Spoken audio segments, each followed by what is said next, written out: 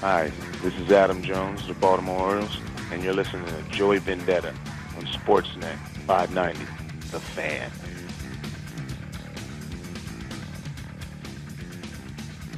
.922. We'll join now on the telephone by our friend John Angelos, the Executive Vice President of the Baltimore Orioles, runs the Mid-Atlantic Sports Network. John, how are you this morning?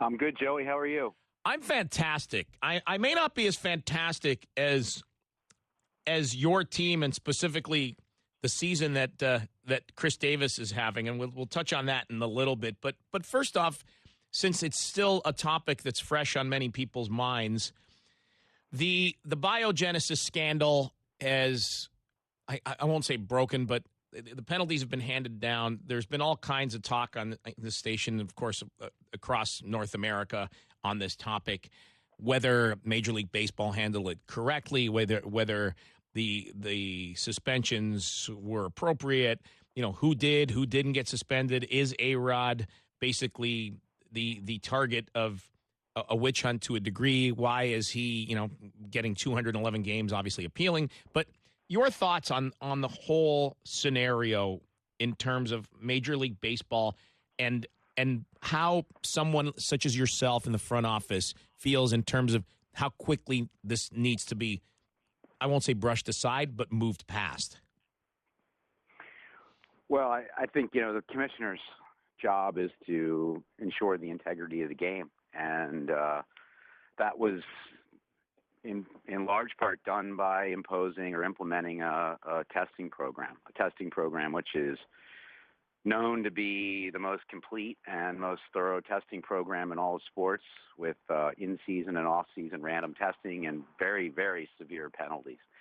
And the thought was that penalty that process or that system, once implemented, would address the issue. And by all accounts, it is addressing the issue. Now, we don't have the facts. I don't think any of the clubs have. We certainly don't have any of the facts that the commissioner's further investigation has claimed to uncover regarding other players or any players in particular. So I guess everybody has to wait to see that. And I know there's been a lot of media scrutiny, to say the least.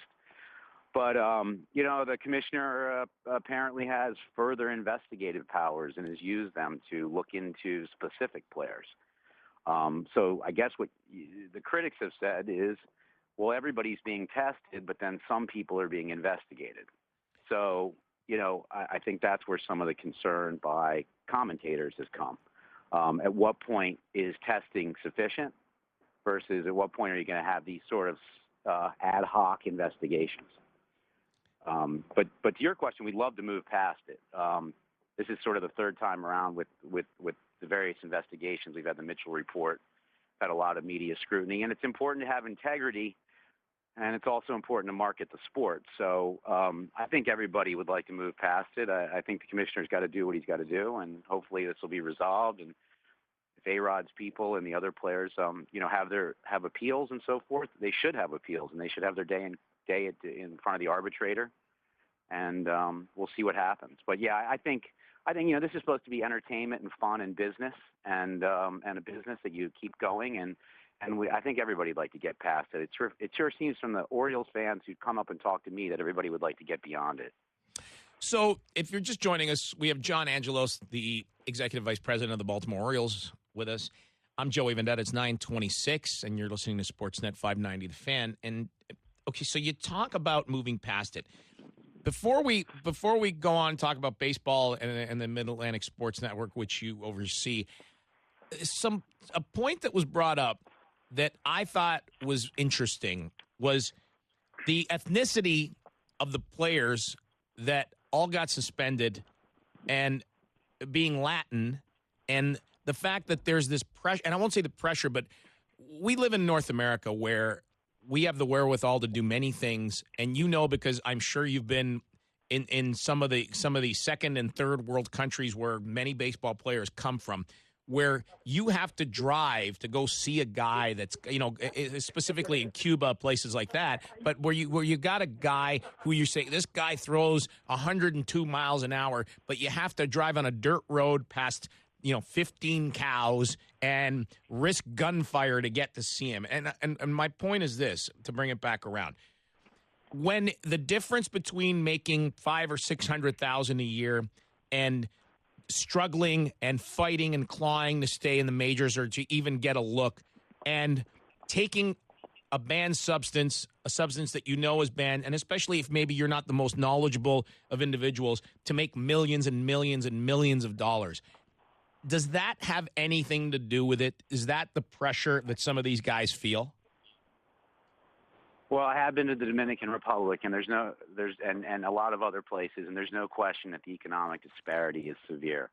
And if you're an executive or a baseball executive or just a human being who's not in baseball, to visit places like that and see where some of the players, not all the players, but where some of the players come from, and the kind of resources they have or don't have because of the history of an island like the Dominican Republic, which was really taken advantage of by major corporations for a long, long time. There's a lot of poverty, and there probably certainly is a lot of pressure. I don't think there's a racial aspect, though. I think, though, the people who have raised that question, those questions can sometimes arise when you have something where you have a uniform testing program that applies to everybody, but then you see certain people being investigated. Now, if the certain people are being investigated justifiably, which is most, every indication that's the case, then that's good. But if you end up with sort of some investigated but not all, that would give rise to questions like that. The other questions I've heard from fans, are, what impact is this going to have on parity? If A-Rod, for instance, and he's just one of the players, but if he's suspended for this long period of time, do the Yankees effectively get an indirect windfall? And there have been a lot of discussion about that. They're relieved of a player's not performing well. And, these are fans who are very knowledgeable. You can read it on blogs, and they're saying, look, the Yankees are going to get a huge windfall in saving luxury tax money and getting potentially revenue sharing reimbursements. And basically put way below the cap when they were significantly over the luxury tax threshold, I should say. Mm-hmm. So wouldn't that be something if the Yankees ended up benefiting from this to the tens of millions of dollars, and then that sort of bleeds into competitive balance. And the other issue is a pretty astute observation somebody asked me about, and I didn't know the answer, was, if this were the NCAA and a team were found to have been using a player that had violated significant rules, in certain cases the NCAA vacates championships. So I thought that was an interesting observation. I didn't really have an answer for that fan as to why that's done sometimes in college athletics when a team violates rules or their players are deemed to have violated rules, but hasn't been talked about in these situations. How much do you interact with fans? It sounds like you do. You walk around the ballpark talking to your customers? I do whenever I can, and we've owned the team for about 20 years now. So, and I've been involved for better part of that period. So, you'd be surprised how many people just know you. I know when you're walking around Toronto or LA, I'm sure you're surprised at how many people walk up to you and just know you from your voice or seeing you around town. And that happens with the baseball involvement as well. So people come up and just want to talk baseball.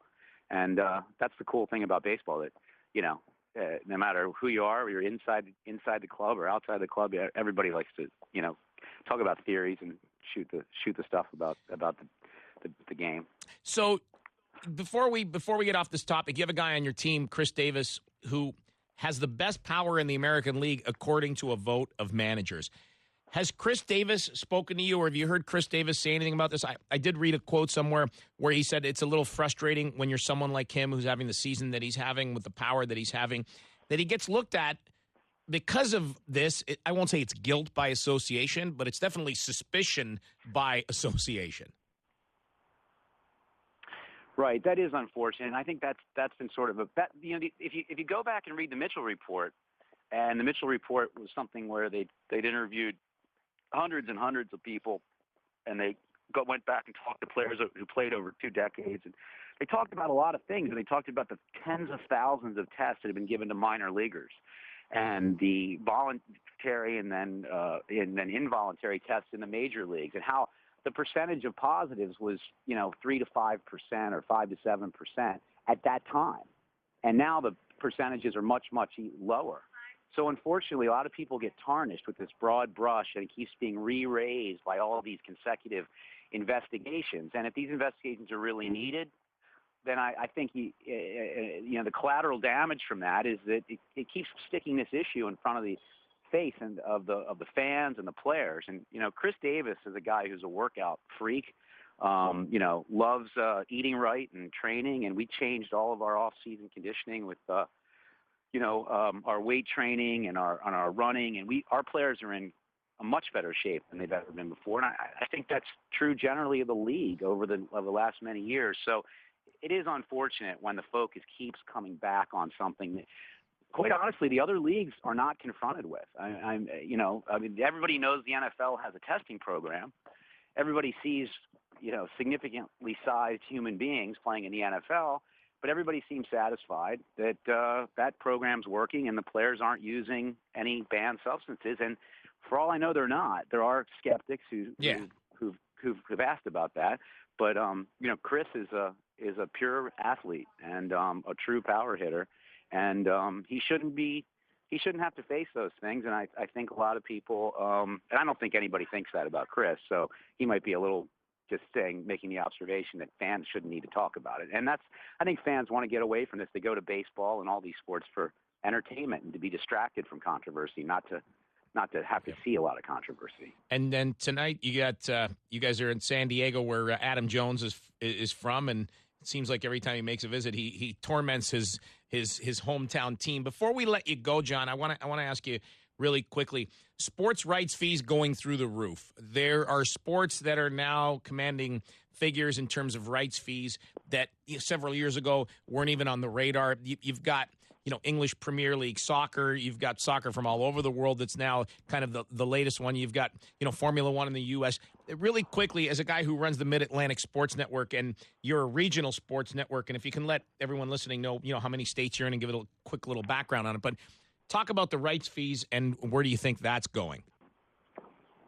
Right, and thanks, by the way. That was a great Adam Jones promo leading in the commercial break. That was pretty cool. And Adam hit a home run last night that went about 500 feet, it seemed like. But sports rights. We Mid-Atlantic Sports Network is in 7 states, and we reach about 6 million homes, which is about the 4th largest combined Nielsen media market in the country. So we have a pretty good footprint, and we're from North Carolina up through Pennsylvania. Sports rights are continuing to rise. You've seen these recent happenings in LA with the Dodgers network. You've seen the Lakers network just before that. The Astros and Rockets got together in Texas, and you're gonna see these deals, I think, for the foreseeable future, according to all the analysts, continue to step up, and then that's because sports programming is really must-see programming, and the ratings, sometimes people will say, well, the Yankees do a 6 rating or a 5 rating or 4 rating, and how much is that really? 90% plus of the people aren't watching. But, you've got a dial now with 250 channels on it. So anybody that's commanding 6 to 10% of the market share is huge. So that's why the rights are going through the roof, because the eyeballs are there and people want their live sports. And until that changes, and there's no indication it is going to change anytime soon, I think you'll continue to see media companies, the cable companies, the satellite, the Foxes, the Viacoms, the Comcasts and Time Warners will continue to invest and reinvest and extend and continue to drive sports rights up through the roof. And it's a big business, and it just commands a huge slice of the viewership pie. Well, I didn't look. You made we have to go now. I'm going to let you go, but really quickly, you made a great point about the Dodgers and what happened in L.A. Well, the Time Warner Cable paid a fortune for the Dodgers and the Lakers and made a huge investment. Well, guess what? Time Warner posted an 87% jump in second quarter net income. So their stock's going to go through the roof this morning. Of course, they have HBO and CNN and Warner Brothers, but that says it all, right? It's all about the dollars and cents. And, John, thanks a lot for your time this morning. It's greatly appreciated, and I hope to see you soon. All right, Joey, thanks. See you soon. Bye-bye. John Angelos, Executive Vice President, Baltimore Orioles.